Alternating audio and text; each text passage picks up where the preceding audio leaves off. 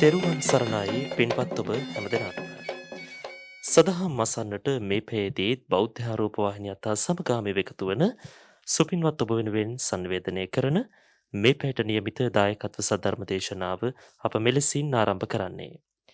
දේශනාව වෙනුවෙන් සිදු කළා වූ ගෞරවනීය ආරාධනාවෙන් උතුම් වූ දම්සභා මණ්ඩපය වෙත වැඩම කොට වැඩ හිඳින ගෞරවනීය ස්වාමින් වහන්සේ කැලණිය විශ්වවිද්‍යාලයේ මහාචාර්ය පූජනීය ඉඳුරාගාරයේ ධම්මරතන ගෞරවනීය පින්වත් ස්වාමින් වහන්සේ අපි හැම දෙනාම පළමුවෙන් සාදු නාද නංවා নমස්කාර පූරකව පිළිගනිමු.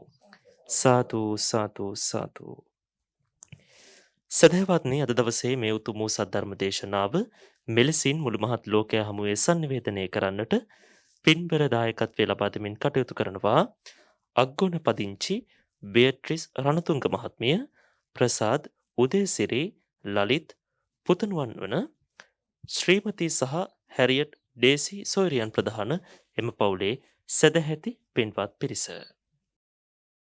සමන්ත චක්කවාලේසු අත්‍රා ගච්ඡන්තු දේවතා සද්දම්මං මුනි රාජස්ස සුනන්තු සග්ග මොක්කදං ධම්මස්සවන කාලෝ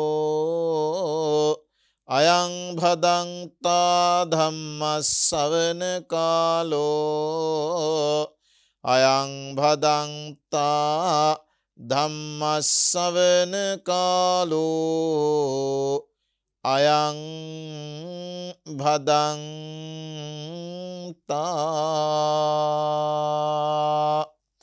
නමෝ තස්ස භගවතෝ අරහතෝ සම්මා සංබුද්දස්ස නමෝ තස්ස භගවතෝ අරහතෝ සම්මා සංබුද්දස්ස නමෝ තස්ස භගවතෝ අරහතෝ සම්මා සංබුද්දස්ස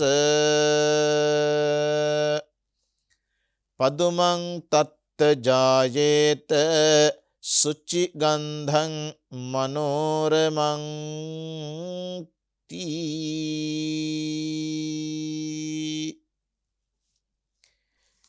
ධර්ම ශ්‍රවණාබිලාෂී කාරුණික පින්වත්නි, අද දවසේ මේ සම්භාවනීය පින්වත් පිරිස බොහෝම ශ්‍රද්ධාවෙන් ධර්ම ශ්‍රවණය කිරීමටත් ශ්‍රවණය කරවීමටත් බෞද්ධයා මාධ්‍ය ජාලය මගින් විසුරුවා හැරෙන ධර්මානුශාසනාවක් සංවිධානය කරගත්තා.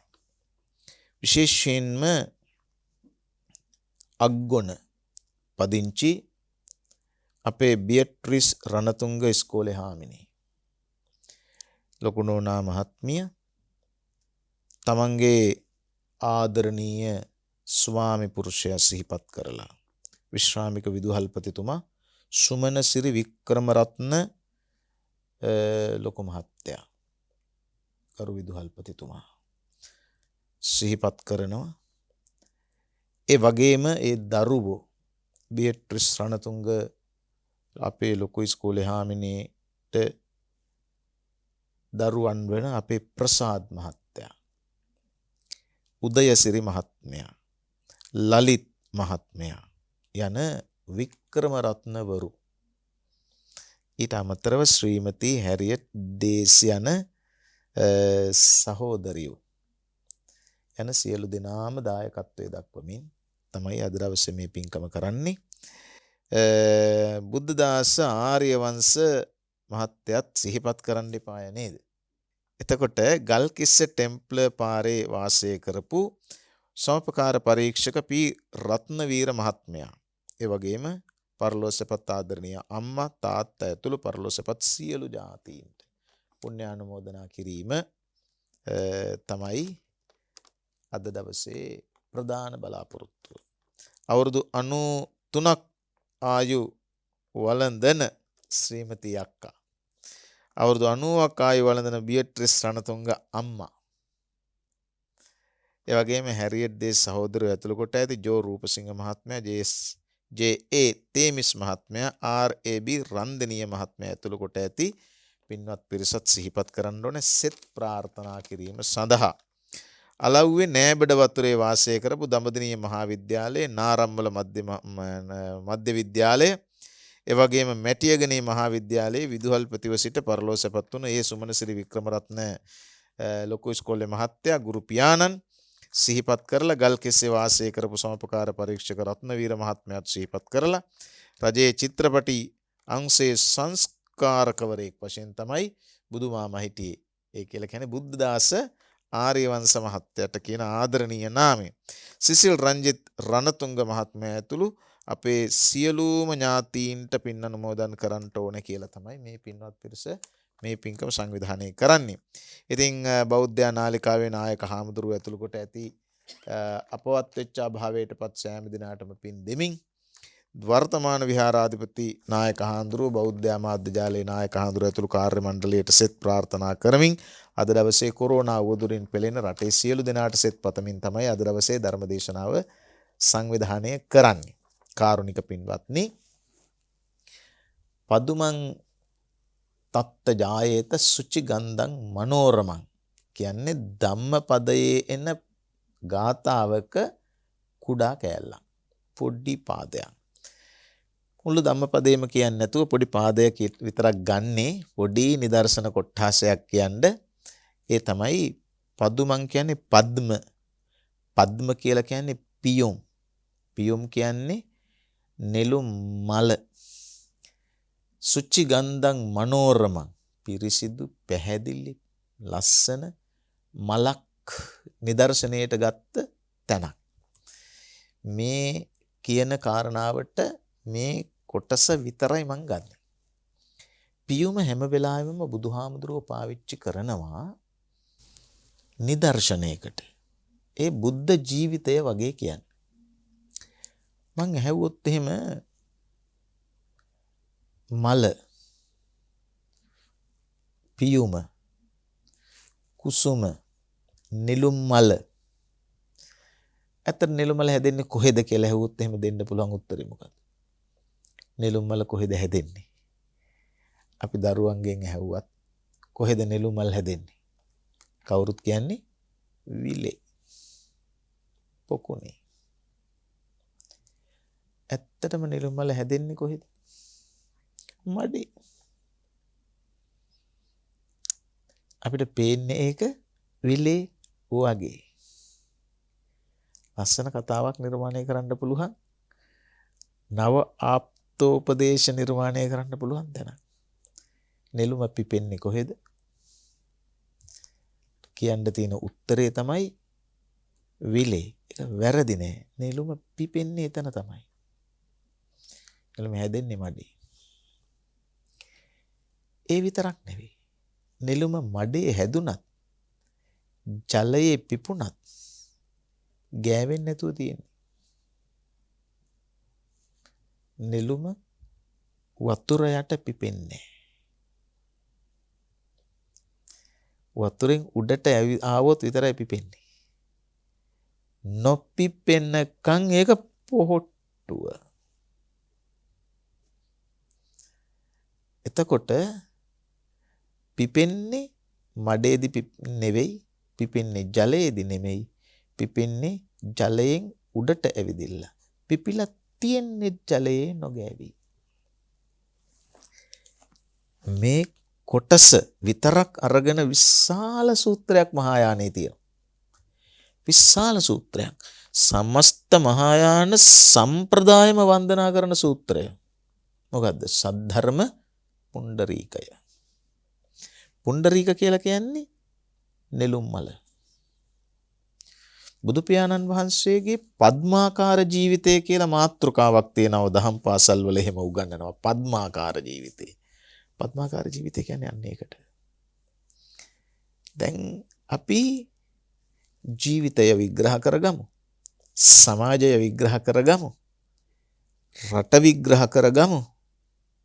විග්‍රහ වෙන්න ඉඩ ඇරලා මල ගැන කතා කරමු. නෙළුම පිපෙන්න මොකද්ද ඕනි? ඉර ඕනි. ඉර නැතුව නෙළුම පිපෙන්නේ ජලය නැතුව පවතින්නේ ජලය නැතුව පවතින්නේ නැහැ මඩ නැතුව හැදෙන්නේ නැහැ ඉර නැතුව පිපෙන්නේ නැහැ ඔය එකක්වත් නැතුව පවතින්න පුළුවන් මං කියන්නේ නෙළුම්ම නෙමෙයි මං ඒකයි කිව්වේ ජීවිතේ විග්‍රහ වෙන්න ඉඩ හරිමු නෙළුම ගැන කතා කරමු නෙළුම හරි ලස්සනයි නෙළුම හරි සුවඳයි මලක් ගැන කොච්චර ಜಾති තියෙනවද බුද්ධ ආගමේ කියන්නේ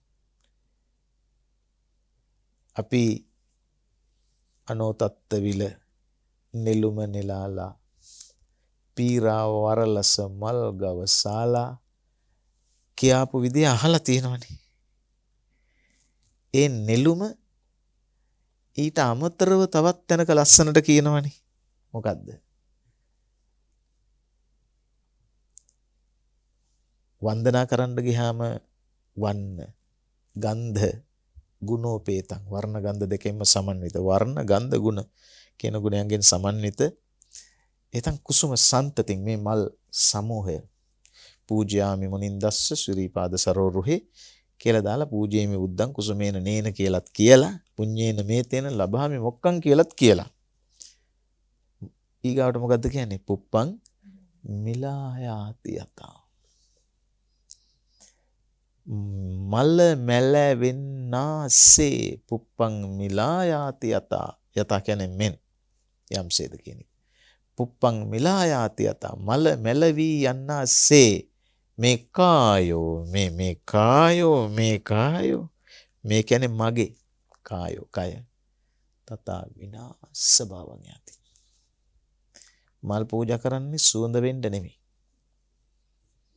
මල් පූජා කරන්නේ ලස්සන වෙන්නත් නෙමෙයි මල් පූජා කරන්නේ මල් දිහා බලාගෙන ඉන්නත් නෙමෙයි මල් පූජා කරන්නේ බුදුහාමුදුරුවන්ට වෙන සංස්කෘතියක් හින්දා විතරකුත් නෙමෙයි මල් පූජා කරන්නේ ඇත්තටම නිදර්ශනයක් අපි ඉස්සරහා ගොඩනගා ගන්න. මල පූජා කරලා දෙව්ලොව සම්පත් පැතුවට වරදක්ම නැහැ. ඒ වුණාට අපිට ගාථාවේ තියෙන්නේ පූජා කරපු මල ගැන කල්පනා කරන්න. මේ පූජා කරපු මල් තව චුට්ටකින් මෙහෙම වෙන්නේ නැහැ. සුවඳ ඉස්සරලා මොකද්ද වෙන්නේ? සුවඳ නැති බවට පත් වෙනවා. ඊට පස්සේ මොකද වෙන්නේ? ගඳ වෙනවා.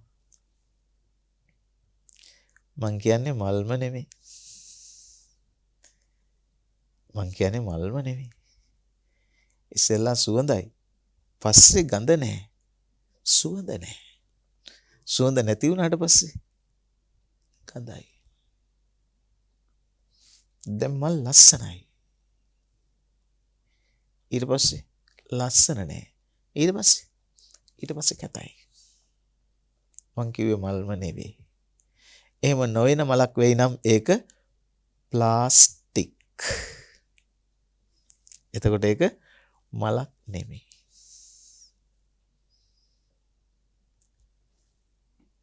ජීවිතේ විග්‍රහ කරන්න මල් කොච්චර දායක වුණාද? මල් පූජා කරන්නේ ඒ යථාව, ඒ සත්තාව වටහා ගන්න. හඳුන් කූරු පූජා කරන්නේ සුවඳ වෙන්න විතරක් නෙවෙයි. හඳුන් කූරක් පූජා කරලා හඳුන් කූර දිහා බලාගෙන ඉන්න. පත්තු කරපු වෙලාව ඉඳලා මොකද්ද වෙන්නේ? සුවඳ වෙනවා විතරක් නෙවෙයි. ටික අඩු වෙනවා. අඩු වෙනකන් සුවඳ දෙන්න ඕනනේ. නැත්තටම නැති වෙලා ඉවර වෙනකන්ම සුවඳ දෙන්න ඕන. මං කිව්වේ හඳුන් කූරුම නෙමෙයි. පත්තු වෙච්ච වෙලාවෙ ඉඳලා වෙන්නේ එකම එක දෙයයි. පිච්චි අලු වෙලා වැටෙන එක නැත්තම් ඉවර වෙන එක. හඳුන් කූරක් සුවඳ දෙන්න පටන් ගන්නවා කියන්නේ මොකක් වෙන්න පටන් ගන්නවද? ඉවර වෙන්න පටන් ගන්නවා. හැබැයි ඉතින් ඉවර වෙනකම්ම දෙන්නේ සුවඳක් තමයි. මං කිව්වේ හඳුන් කූරුම නෙමෙයි. ඒකටයි හඳුන් කූරු පත්තු කරන්නේ. පහන පත්තු කරන්නේ මොකටද? පත්තු කරපු වෙලාවෙ ඉඳලා ආලෝකයනේ දෙන්නේ නේද? හැබැයි පත්තු කරපු වෙලාවෙ ඉඳලා වෙන තව එකක් තියෙනවා. මොකද්ද ඒ? වැටිය ඉවර වෙනවා. තෙල් ඉවර වෙනවා. නිමෙන්න පටන් ගන්නවා. නිමෙන්න පටන් ගන්න කොයි වෙලාවේද? පත්තු කරපු වෙලාවේ. මං කිව්වේ පහනම නෙමෙයි. ඒක නිසා මේ හැමතැනම වැටිලා තියෙන ජීවිතයේ ආදර්ශ. මල පිපෙන්නේ විලේ වගේ පේනවා. මඩේ වගේ පේන්නේ නැහැ. පේන්නේ නැති එක නෙමෙයි ඇත්ත. මල පිපෙන්නේ විලේ වගේ පේනවා. ඒ වුණාට මල පිපෙන්නේ මඩේ. පේනවද ඒක? පේන්නේ. පේන්නේ ඇත්තද? ඇත්ත නෙමෙයි. ඇත්ත පේන්නේ. ඇත්ත නොපෙනෙන බවත්, පෙනෙන එක ඇත්ත නොවන බවත් විලක් ෆොටෝ ගාපුවාම පේනවා. මං කිව්වේ විලම නෙමෙයි. ඒක තමයි ලෝකේ සත්‍තාව. ඒක තමයි ලෝකේ සත්‍තාව. ඒකින්ද මල ගන්නකොට දැන් අපි අපේ නිදර්ශන කතාව තව පැත්තකට යමු. පාරුවක් පැදගෙන විලක් මැද්දට ගිහිල්ලා එහෙම යවන ආරම්මල පැත්තෙත් තියෙනවා. ඔරුවක් පැදගෙන පාරුවක් පැදගෙන විලක් මැද්දට ගිහිල්ලා නෙළුම කඩලා ගන්නකොට නෙළුමත් එක්ක දියසෙවිල් වෙනවා. නෙළුමේ සමහර විට ගෙඹි පැටවුත් ඉන්නවා. ඔක්කොම ගන්නවද? ගන්නෑ. තෝරලා නෙළුම ගන්නවා. මඩ තිබුණොත් හොද ගන්නවා. දැන් මම මෙහෙම කියන්නද? පොකුණ මාකට් එකක් නම්, පොකුණ සුපර් මාකට් එකක් නම් මේක හොඳ ආර්ථික උපදේශයක්. පොකුණ සුපර් මාකට් එකක් නම් නෙළුම ගද්දි දියසෙවිල් නොමිලේ දෙනු ලැබේ. කියපුවාම දියසෙවිලුත් එක්ක නෙළුම ගන්නවද? නෙළුම ගන්න දියසෙවිල් ෆ්‍රී. මං කියන්නේ දියසෙවිල්ම නෙමෙයි. නෙළුම ගන්න දියසෙවිල් ෆ්‍රී. එහෙම දෙන හින්දම මේ පොකුණු මාකට් එකට පැදගෙන ගිහින් නෙළුම් කඩන මිනිස්සු ඉන්නවද?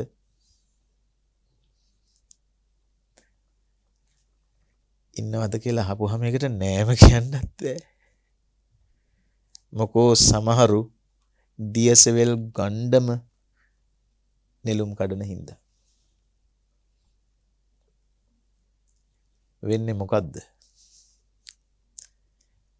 නෙළුම ඕන එක්කෙනා දියසෙවිලුත් ආවහම දියසෙවිල් සුද්ධ කරලා අයින් කරලා නෙළුම හොදලා ගන්න. මඩ තියනවා නම් මඩ හොදලා ගන්න. ඒකේ ගෙම්බෙක් හරි ඉන්නවා නම් සිලි කවරයකට දාගෙන ගෙදර ගේනවද නෑනේ. ගෙම්බක් දාලා එනවා.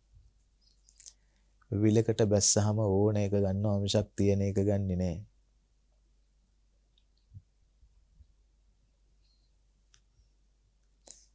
විලකට ගියාම Tamanට ඕන මල ගන්නවා මිසක්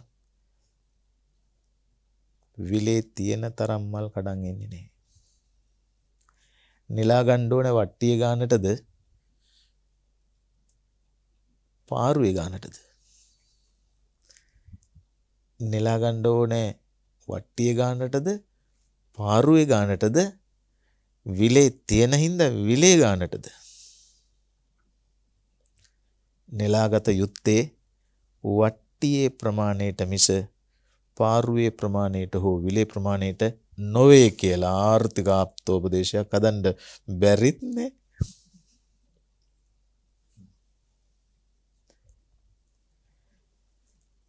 ඒක හින්දා නිලුම කියන්නේ ලොකු පාඩමක්.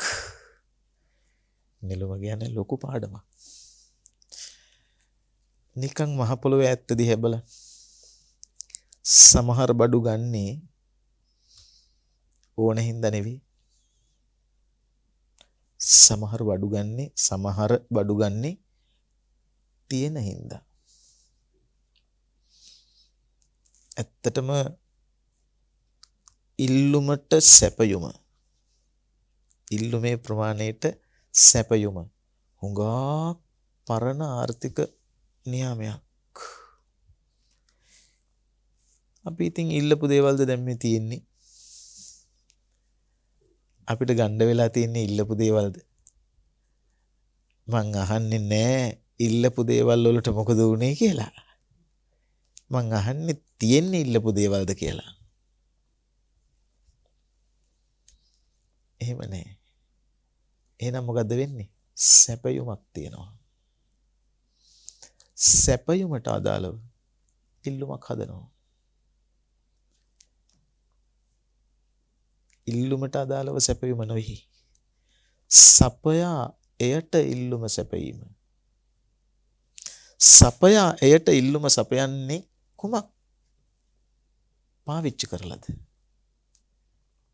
උතුරා ගලා හැලෙන, පුපුරා කඩා හැලෙන, ගිනිගෙන දැවෙන ආශාව නිසා.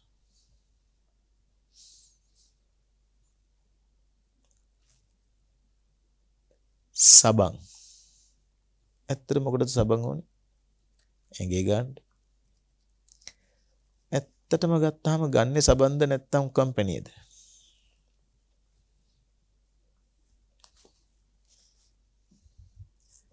ඇඳුම් ඕනේ විලිවහ ගන්නනේ. ඇත්තටම ගන්නේ ඇඳුම්ද මොස්තරද? ගන්න ඕනේ ඇඳුම් නම් තෝරන්න ඉච්චර වෙලාවක් යන්නේ නැහැ. අහලා තියනවද වචනයක්? වචන දෙකක්. choice and select. choice කියන්නේ එකක්, select කියන්නේ වෙන එකක්. choice කියන්නේ මගේ කැමැත්ත මත තෝරගන්න එක. select කියලා කියන්නේ තියෙන ඒවා අතරින් හොඳ එකක් තෝරගන්න එක. තියෙන්නේ එකක් නම් කොහොමද select කරන්නේ?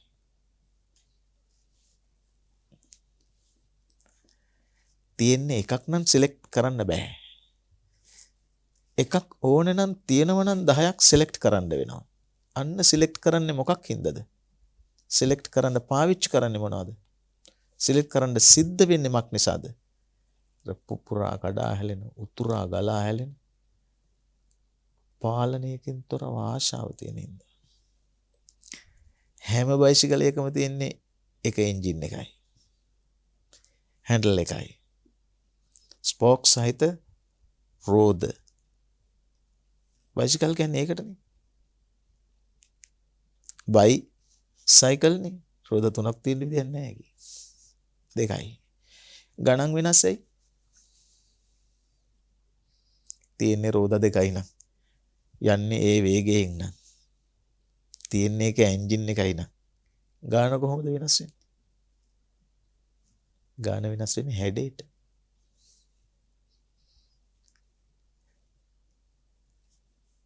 රෝද දෙකට වඩා මඩ් ගාඩ් උසයි නම් පිටිපස්සේ සීට් එක ඉස්සරහට ඇලයි නම් ගාන වැඩි. ඒක ගන්න කියලා කියන්නේ ඉස්සරහ සීට් එක යන්නේ කෙනා නෙමෙයි, පිටිපස්සේ සීට් එකට යන්නේ කෙනා. විකුණලා තියන්නේ මෝටර් සයිකලේද? වෙන ආසාවක්ද? ඇත්තටම චොක්ලට් හදනකොට විකුණන්නේ චොක්ලට්ම නෙවෙයි. ලේබලි. ඒක තමයි ආසාව ආලෙවි කරන විදිහ. චොක්ලට් ගත්තාම ස්ටිකර් නිකන් දෙනවා කියලා කිව්වහම ස්ටිකර් නැති ඒවට වඩා වැඩියෙන් විකිනෙන්නේ විකුණලා තියෙන්නේ චොක්ලට්ුත් නෙමෙයි ස්ටිකරුත් නෙමෙයි. ළමයින්ගේ ආසාව. ඒක නිසා මලක් ගන්නකොට මඩ ගන්න එකේ තේරුමක් නැහැ. මලක් ගන්නකොට දියසෙවල් ගන්න එකේ කිසි තේරුමක් නැහැ. දියසෙවල් ගණ්ඩම හින්දා මල් කඩන එක කොහොමත් තේරුමක් නැහැ. මං කිව්වේ දියසෙවල්ම නෙමෙයි. ඒක හින්දා ජීවිතය කියලා කියන්නේ සිලෙක්ෂන් එකක් තමයි. හැබැයි අපි ගෝචර වෙන්නේ, අපි ගොදුරු වෙන්නේ, අපි අලෙවි වෙන්නේ කුමක් නිසාද? අපි සිලෙක්ෂන්ස් තෝරා ගැනීම ගණේට ගිහිල්ලා තෝර ගන්න විදිහ අපි දැකලා තියෙනවා. අපි ගමේ හිටිය දුම්කල වෙනදම් කරන එක්කෙනෙක්. ඔය නිතර අලව්වේ පැත්තට ගිහිල්ලා එන එක්කෙනෙක් අලව්වේ පොලක් තියෙනවා.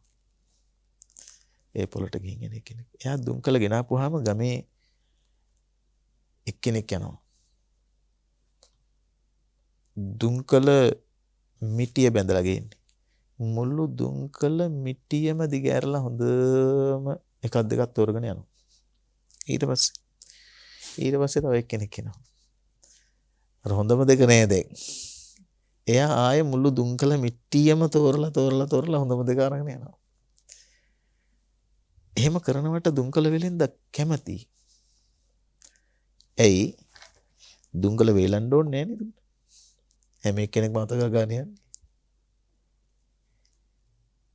ඊගාවට තව කෙනෙක් ආපුවම දුම්කල හොඳම දුම්කල හතර නෑ.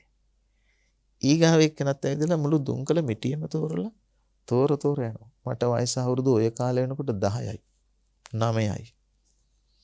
මහාන වෙන්න බලා හිටපු කාලේ දුම්කල මිටිය තෝරන දිහාවේ මම බලාගෙන හිටියා. මම කල්පනා කළා මිනිස්සු මොනවද මේ තෝරන්නේ? තියෙන එකෙන් හොඳ මේකක්. නොතිබුණා නම්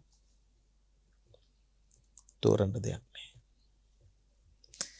මං කියන්නේ කොමියුනිස්ට් ආර්ථික ක්‍රමය ගැන කියන්න නෙවෙයි මේ එන්නේ. සමාජවාදී ආර්ථික ක්‍රමය ගැන කියන්න එහෙම නෙමෙයි මේ එන්නේ. ඒත් බුදු පියාණන් වහන්සේ දේශනා කරන්නේ මේ ආශාව අඩු කරන පරමාදර්ශය. හාමුදුරුවරුන්ට සිවුරු තෝරන්න හැකියාවක් නැහැ.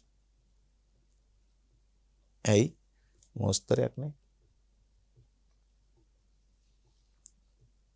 ඔබට එහෙම නැහැ. ඔබට එහෙම තෝරන්න සිද්ධ වෙනවා. මට එහෙම සිලෙක්ට් කරන්න ඕනේ. ඇයි? ඔප්ෂන්ස් නැහැ.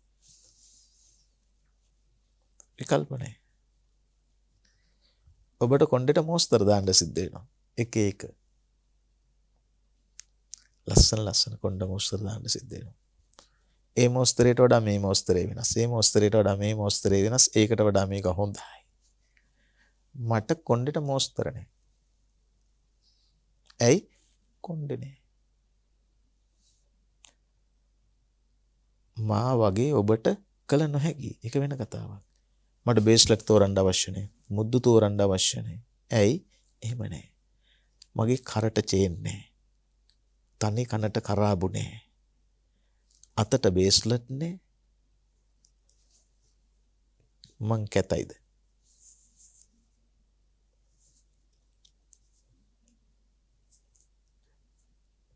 හිසට කොණ්ඩේ නැහැ. පයට පාවහක් නැහැ. හිස් වැසුන් පාවහම් විරහිත මම ඔබට වඩා අවලක්ෂණයිද? එහෙම නැහැ. එහෙනම් ලස්සන අවලස්සන සහගය කියලා කියන එක පරාරෝපිත භාවයක්. අලෙවි කරන්නේ ආසාව පමණයි. අලෙවි වෙන්නේ ආසාව විසින් පමණයි. ඒක තමයි ආර්ථික දැක්ම. මේ බුදුහාමුදුරුවෝ ගෞතම ගෝත්‍රයේ ශාක්‍ය වංශයේ ඔක්කාක රජ පරපුරේ ඉන්දියාවේ මධ්‍ය ඉන්දියාවේ ගෞතම ගෝත්‍රයේ ශාක්‍ය වංශයේ ඔකාවස් නැත්තම් ඔක්කාක රාජකීය පරම්පරාවේ මීට අවුරුදු 2500කට කලින් බිහිවෙච්ච ආසියාවේ ආලෝකය light of Asia එඩ්වින් ආනල්ඩ් කියන විදිහට ඒ බුදුහාමුදුරුවෝ හිතපු විදිහ බලන්නකෝ. පදුමන් තත්ත ජායේත සුචි ගන්ධං මනෝරම. එහින්දා තෝරා ගන්නකොට තමාගේ ප්‍රමාණයට තෝරා ගැනීම. මේවා හීන වගේ. අහලා තියෙනව නේද හීන? නෑ. දැකලා තියෙනවනේ හීන. අහලා තියෙනවද හීන හැබවුණා කියලා? කවදාක්වත් වෙන්නේ නැති වැඩක් නේ හීනයක් හැබැවෙන එක. වෙන්නේ හැබැවෙන්නේ හැබැව විතරයි. හීන විතරයි. හීනයක් හැබැවෙන්නේ නැහැ. හැබැයි වෙලා තියෙනවා නම් ඒක හැබෑව. හීන වර්ග ගැන ගොඩක් ලොකු විස්තර තියෙනවා මම ඒකට වෙලාව ගන්නෙ නැහැ. ඒ වුණාට මගේ හීනය මට දකින්න ඉඩ හරින්න කියලා අහලා තියෙනවනේ පද පෙළ. ඇත්තටම එයාගේ හීනේ එයාට දකින්න ඉඩ හරින්න පුළුවන්. එයා මගේ හීනේ මට දකින්න ඉඩ දෙනවා නම්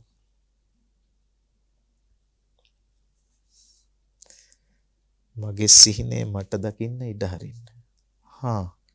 ඔබත් මගේ සිහිනේ මට දකින්න ඉඩ හරින්න. මක් නිසාද? හීන ආක්‍රමණය කරන නිසා. අපි ඇත්තටම මිනිසුන්ගේ හීන ආක්‍රමණය කරන්නේ නැද්ද කියන්නේ? ලලිත් මහත්තයාගේ හීනේ මං ඉන්න පුළුවන්. ඒත් ඒ හීනේ මට බලන්න බෑ. මගේ හීනේ උදේසිරි මහත්තයා ඉන්න පුළුවන්. ඒත් උදේසිරි මහත්තයාට ඒ හීනේ බලන්න බෑ. මං කිව්වේ හීනම නෙමෙයි. ඒ හින්දා මට ගැලපෙන හීනෙක මම සාක්ෂාත් වෙනවා මිස අනිකාගේ හීනේ තුල සාක්ෂාත් වෙන්න බෑ. අපි ඔය රාත්‍රියට නිදාගත්තාම හෝ දවල්ට නිදාගත්තාම සමහරුන්ට දවල් හීනත් පේනවනේ. නිදාගත්තාම පේන හීන ගැන නෙමෙයි මේ කිව්වේ. අපිට තියෙනවා සිහින මාලිගා. ඒවා සිහින කිව්වට බලාපොරොත්තු අපේක්ෂාවල්. එහෙම හීනයක් ගැන මම මේ කිව්වේ. ඇත්තටම මිනිස්සුන්ට පුළුවන් වුණොත් හෙට හීනේ අද දකින්න ජීවිතේ සාර්ථක වෙන්න පුළුවන්. හෙට හීනේ අද දකින්නවා කියලා කියන්නේ මොකක්ද? මට මතකයි මම ඉස්කෝලේ යන කාලේ. මම ඉස්කෝලේ ගිහින් තින්නේ අවුරුදු 4යි. මුළු ජීවිතේටම මගේ පාසල් සමය අවුරුදු 4යි. දැන් මං ජ්‍යෙෂ්ඨ මහාචාර්ය කෙනෙක් උනාට ඉස්කෝලේ ගිහින් තින්නේ අවුරුදු 4යි. පිරිවෙන් ගිහින් තින්නේත් අවුරුදු 8යි. හුඟක් දෙනා 13 අවුරුද්දක් යනවනේ ඉස්කෝලේ 13 වසර දක්වා. මං 8 අවුරුද්දයි ගිහින් තින්නේ 4ක් ඉස්කෝලේ 4ක් පිරිවෙනේ. ඉතින් අවුරුදු 4ක් ඉස්කෝලේ ගිහින් ජ්‍යෙෂ්ඨ මහාචාර්යවරයෙක් වෙන්න පුළුවන්ද? පුළුවන්. ඉතින් මේ වෙලා තියෙන්නේ. ඒත් වැඩිද කොහෙද? එතකොට ඒ කාලේ අපේ පන්ති අයට හීන තිබුණා. ඔබේ පන්ති අයට වගේ මේ කාලේ. කෙනෙක් කිව්වා මම පොලිස් කාර්යයක් වෙනවයි කියලා. ඒ මොකෝ අපේ කාලේ පොලිස් කාර්යයක් වෙන එක ලොකු දෙයක්. පොලිසිය රාලහමිලා ඇවිදින්න බැටම් පුළු අරගෙන කොට කලසම් ගහගෙන හොරු පස්සේ එළවනවා දකින්නකොට අපි හිතනවා අපිට පොලිස් කාර්යයක් වෙන්න පුළුවන් නම් හොඳයි කියලා. එහෙම හිටියා සමහරු. සමහරු හිටියා විදුහල්පතිවරු වෙන්න බලාගෙන. ඒකට හේතුව ඒ කාලේ විදුහල්පතිතුමා ඉතින් හරි බරපතලයි. සමහරු ගුරුවරු වෙන්න හීන මැව්වා. තවත් සමහරු අපේ අහිංසක ගම්දරුවෝ හීන මැව්වේ ට්‍රැක්ටර් ඩ්‍රයිවර්ලා වෙන්න. ඒකට හේතුව තමයි ගොයන් කපලා ගොයන් කොලේ ගහලා ගොයන් කොලේ වටේට ට්‍රැක්ටරේ යනවා ට්‍රැක්ටරේ රිවර්ස් එකට යනවා. එක තැන තනි රෝදේ කරකවනවා අපිට මැජික් වගේ. හොඟාක් ළමයි හීන මැව්වා ට්‍රැක්ටර් ඩ්‍රයිවර්ලා වෙන්න. අපේ පන්තියේ මම හීන මැව්වේ නැහැ. අපේ තාත්තවත් අම්මවත් ඒ හීනේ මවන්න මට ඉඩ දුන්නේ නැහැ. මගේ ලොකු ස්වාමීන් වහන්සේවත් ඒක මට ඉඩක් දුන්නේ නැහැ. මොකද්ද මං කියන්න හදන්නේ? අපේ දරුවෝ ඔක්කොම සමකාලීන මගේ මිත්‍රයෝ සමකාලීන හීනවල හිර වෙලා. ඔවුන් ඒ හීන හැබෑ කළා. ඕන් ට්‍රැක්ටර් ඩ්‍රයිවර්ලා වුණා. තාමත් ට්‍රැක්ටර් ඩ්‍රයිවර්ලා. සමහර පොලිසියට ගියා. අදත් පොලිසිය. සමහර ගුරුවරු වුණා. අද විශ්‍රාම ගිහින්. මට හීන තිබුණේ. මට තිබුණේ අනාගත හීනයක් විතරයි. ඒ හින්දා කවුරු හරි කෙනෙක් තමන්ගේ දරුවන්ව සමකාලීන හීනයක හිර කරනවා නම් අනාගතයට ඒක එහෙම වෙන්නේ නැහැ. ඇයි දන්නවද? හීනේ එදාට විතරයි. අනාගතයට ඒ හීනේ හරියන්නේ නැහැ. එද කරන්න ඕනේ හෙට හීනේ අද දකින්න ඕනේ. ඒ හෙට හීනේ අද දැක්ක හින්දා තමයි 1968 අපේ තාත්තලා අම්මලා මාව ඉස්කෝලේට බාර දීලා කවුරු හරි කෙනෙක් වෙයන් කියලා නොකිව්වේ. අහවල් වෘත්තිය කියන තැන ඉලක්කයක් බවට පත් කරලා එලෙස නොඑව්වේ කවදා හරි දවසක මහාචාර්යවරයෙක් වෙන්න කියලා තාත්තවත් අම්මවත් ලොකු ස්වාමින් වහන්සේවත් කිව්වේ නෑ. මට හීනෙකටවත් පෙනුනෙත් නෑ. ඇයි දන්නවද? හැබැහින්වත් මහාචාර්යවරු දැකලා තිබුණේ නෑ නේද? හීනෙන් පේන්න විදියක් නෑ. දැන් මොකක්ද දන්නවද කලේ? එළඹෙන තප්පරයට සාර්ථකව මුණ දෙන්න. ඉගෙනුවා. දවස සාර්ථක කරගන්න අද හෙට දවස සාර්ථක කරගන්න කියලා. ඒක තමයි හීනයක් හැබෑ කරගන්න ඕන විදිහ. ඒ කියලා කියන්නේ හෙට හීනේ අද දකින්න. මගේ හීනේ මට දකින්න ඉඩ හරින්න නෙවෙයි. හෙට හීනේ අද දකින්න හිත අරින්න. හෙට සිහිනය අද දකින්න හිත අරින්න. තව අවුරුදු 10කින් මේ රටේ අවශ්‍යතාව අද දවසේ අවශ්‍යතාවට වඩා වෙනස්. සරල නිදර්ශනයක් ගන්නම්කෝ. ඉගෙන ගන්න බොහෝ දෙනාට තේරුම් ගන්න. අද ඉංග්‍රීසි අත්‍යවශ්‍යයි වගේ පේනවා. එහෙනම් අද හොඳට ඉංග්‍රීසි ඉගෙන ගන්න ඕනේ. හෙට අවශ්‍ය වෙන භාෂාව ඉගෙන ගන්න කොච්චර වෑයම් කරනවද? තව 10 අවුරුද්දකින් මේ රටේ දැනගෙනම සිටිය යුතු භාෂ ඉංග්‍රීසිද සිංහලට අමතරව කී දෙනෙක් චීන ඉගෙන ගන්නවද? හෙට හීනේ අද නොදැක්කොත් හෙට දවස වෙනකොට අපි ඉන්නේ අතීත කාලේ. අද දවසේ සාර්ථකත්වයේ අරගෙන තව අවුරුදු 5කින් ගියාම අපි ඉන්නේ 2021 මනේ. අද දවසේ සාර්ථකත්වයේ නෙලාගෙන 2030ට යනකොට අපි 2021 ඉඳලා හරියන්නේ නැහැ. මං කිව්වේ හීනම නෙමෙයි. ඒකින්ද අපි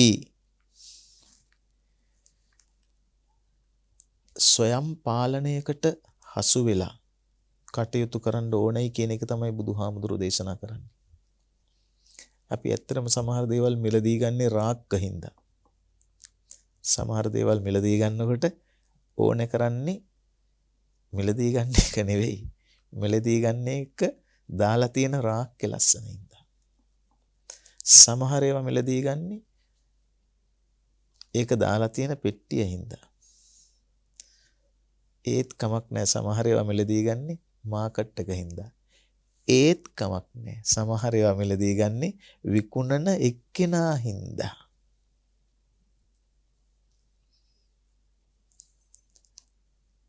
එදා අපිට අපේ හීනේ දකින්න අවසරයක් නැහැ. අපිට අපේ හීනේ දකින්න ඉඩක් නැහැ. අවසරයක් දෙන්නේ නැහැ. මට කියන්නකෝ ගින්දර දරට සාපේක්ෂයිනේ. ගින්දර කියන්නේ දරට සාපේක්ෂ දෙයක්. දර තියෙන්නේ 100ක් නම් ගින්දරත් එන්නේ 100ක් නම් දර 200ක් දාපුවාම ගින්දර 200ක් වෙනවමනේ. දර දාලා ගින්දර පාලනය කරන්න පුළුවන්ද? ඒ හින්දා පාරිභෝගික ලෝකයේ භාණ්ඩ මිලදී අරගෙන ආශාවල් ඉවර කරන්න බෑ. පාරිභෝගික ලෝකයක බඩු මිලදී අරගෙන ආශාවල් නිමා කරන්න බෑ. අතෘප්ති කරයිනේ. ඒ හින්දා දර දාලා ගින්දර අඩු කරන්න බෑ. ගින්දර අඩු කළොත් මිසක් දර අඩු කරන්නත් බෑ.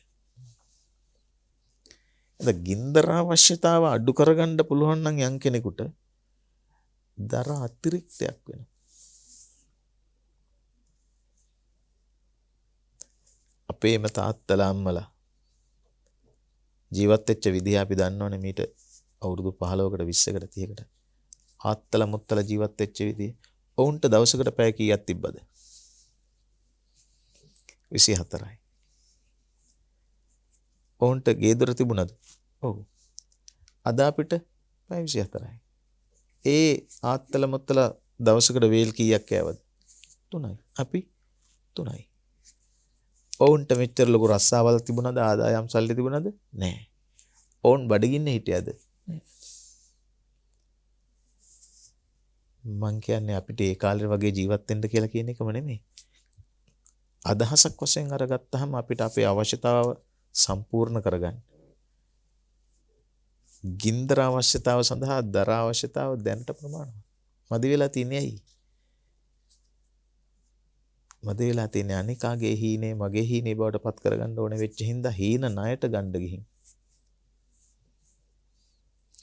අනුන්ගේ හීනේ ණයට ගන්න ගියාම අපිට මදි.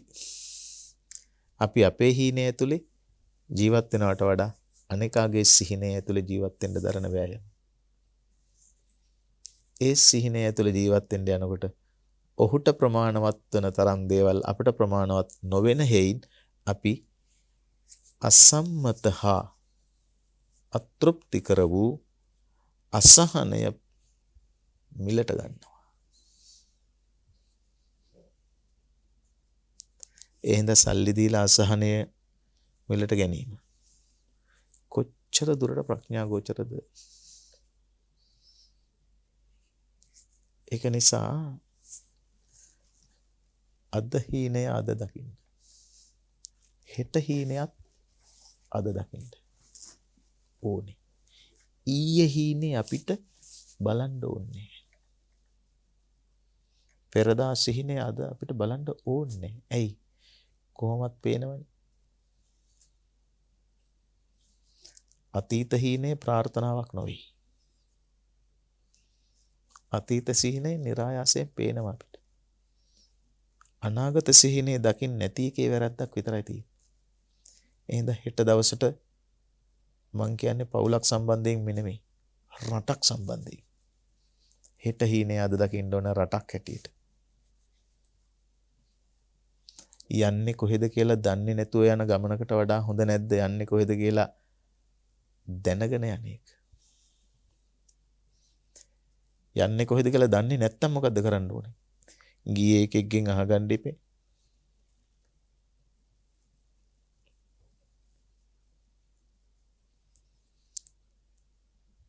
එහෙනම් ජීවිතය කියන්නේ අතීතයෙන් ගන්න පුළුවන් එකම එක දෙයයි. අත්දැකීම් විතරයි. එහෙම ගත්තොත් මේ යන ගමන සාර්ථකයි. ඒක නිසා පියුම මල පුදුමාකාර නිදසුන. සිහිනය පුදුමාකාර නිදසුන. ඒවා බුදු පියාණන් වහන්සේ පාවිච්චි කරලා තියෙනවා. ඔය කියන හැම නිදර්ශනයක්ම ධම්මපදයේ එනවා. අපි ඒ පිළිබඳ විග්‍රහ කරගන්න ප්‍රමාණයට අපිට වැටහෙනවා. ඒ හින්දා වට්ටිය ගන්නට නෙලා ගන්න උත්සාහ කරමු. පාරුවේ ගන්නටත් විලේ ගන්නටත් නොවේ. ඔබ සැමට සම්මා සම්බුදු සරණයි. කාරුණික පින්වත්නි අද අලව්ව ප්‍රදේශයේ ඉඳලා විශ්‍රාමික විදුහල්පති සුමනසිරි වික්‍රමරත්න ගුරු පියාණන් සිහිපත් කරමින් රජයේ චිත්‍රපටයන්සේ සේවය කළ බුද්ධදාස ආර්යවංශ මහත්මයා සිහිපත් කරමින් ගල්කිස්සේ ටෙම්ප්ලර් පාරේ විසු සමපකාර පරීක්ෂක පී රත්නවීර මහත්මයාත් සිහිපත් කරමින් ආදරණීය අම්මා අප්පච්චි ඇතුළු කොට ඇති පරලෝසපත් සියලු දෙනාටම පුණ්‍යානුමෝදනා කිරීම උදෙසා බෞද්ධ මාධ්‍ය ජාලයේහි මේම ධර්ම දේශනාව සංවිධානය කොට මුදා හරිනවා සියලු දෙනාටම අමා මහ නිවන් සුව ලැබේවා කියන ප්‍රාර්ථනාවෙන් විශ්‍රාමලත් පාඨශාලාචාරීනී අග්ගොන පදිංචි බියට්‍රිස් රණතුංග ලොකු ඉස්කෝලේ හාමිනේ ප්‍රසාද් උදයසිරි ලලිත් යන දරුවෝ ශ්‍රීමති හැරියට් ඩේසි යන සහෝදරියෝ දායකත්වය දක්වලා මේ සියලු පින්වත් පින්කමට සම්බන්ධ වෙනවා. අවුරුදු 93ක් ආයු වළඳන ශ්‍රීමති නෝනා මහත්මිය, අවුරුදු 90ක් ආයු වළඳන බියට්‍රිස් රණතුංග අපේ ඉස්කෝලේ හාමිනේ, හැරියට් ඩේසි සහෝදරියන්, ජෝ රූපසිංහ මහත්මයා, ටී.ඒ. ජේ.ඒ. තේමිස් මහත්මයා, ආර්.ඒ.බී. රන්දනීය මහත්මයා ඇතුළු පින්වත් සෑම දෙනාම නම් වශයෙන් සිහිපත් කරන ගමන් අලව්ව නෑබඩ වතුරේ විසූ දඹදිවි මහා විද්‍යාලයේ, නාරම්මල මධ්‍ය විද්‍යාලය, මැටියගනේ මහා විද්‍යාලය යන විදුහල්පතිව සිට අභාව ප්‍රාප්ත සුමනසිරි වික්‍රමරත්න මැතිතුමා ප්‍රදාන නම් සඳහන් සියලු දෙනාම ඊ타ත්ම ආදරයෙන් නැවත නැවත සිහිපත් කරමින් පරලෝසපත් හැමට නිවන් සුව වේවා, සුජීවත්ව වාසය කරන හැමට දීර්ඝායුෂ ලැබේවා කියලා සාදු කියලා ප්‍රාර්ථනා කරන්. විශේෂයෙන්ම ලොකු ඉස්කෝලේ හාමිනේ ඇතුළු කොට ඇති ශ්‍රීමති නෝනා මහත්මිය සහිත පින්වත් වියපත් ඇත්තන්ට නිරෝගී සම්පත චිරජීවනයේ ශාන්තියම වේවා කියලා සාදු කියලා ප්‍රාර්ථනා කරන්. වික්‍රමරත්න පවුල සම්භාවනීය පවුලක්, රටට බොහෝ දේ ඉතුරු කළ, රටට දැනුම ඉතුරු කළ, රටට කලාව ඉතුරු කළ, රටට මහ මෙහෙවරක් කළ කරන පරම්පරාවක් වික්‍රමරත්න පරම්පරාවේ දැනට සුජීවත්ව සිටින වැඩිහිටියන් ඇතුළු කොට ඇති ආදරණීය දරු පරපුරට හෙටට රටට වඩාත් වැදගත් යහපත් දේ කරන්නට චිත්ත ධෛර්ය ශක්තිය වාසනාව උදා වේවා කියලා සාදු කියන්නේ. අපවත් වී වදාළ අපේ බෞද්ධ මාධ්‍ය ජාලයේ නායක ස්වාමින් වහන්සේ ඇතුළු හැම දිනාටම නිවන් සුව වේවා. වර්තමාන විහාරාධිපති නායක ස්වාමීන් වහන්සේ ඇතුළු කොට ඇති මාධ්‍ය ජාලයේ හැමට නිරෝගී සම්පත චිරජීවනයේ ශාන්තිය වේවා. කොවිඩ් වසංගතයෙන් පීඩාවටපත් හැම දිනාටම ඉක්මන් සුව නිරෝගීතාව ලැබේවා, රටට යහපත වේවා කියලා තුනුරුවන් සරණ ප්‍රාර්ථනා කරා. ආකාශට්ඨා ච බුම්මට්ඨා දේවා නාග මහිද්దికා පුඤ්ඤන්තං අනුමෝදිත්වා චිරං රක්ඛන්තු ලෝක ශාසනං. ආකාශට්ඨා ච බුම්මට්ඨා දේවා නාග මහිද්దికා පුඤ්ඤන්තං අනුමෝදිත්වා චිරං රක්ඛන්තු දේශනං. ආකාශට්ඨා ච බුම්මට්ඨා දේවා නාග මහිද්దికා පුඤ්ඤන්තං අනුමෝදිත්වා චිරං රක්ඛන්තු මං පරන්ති. තුනුරුවන් සරණයි.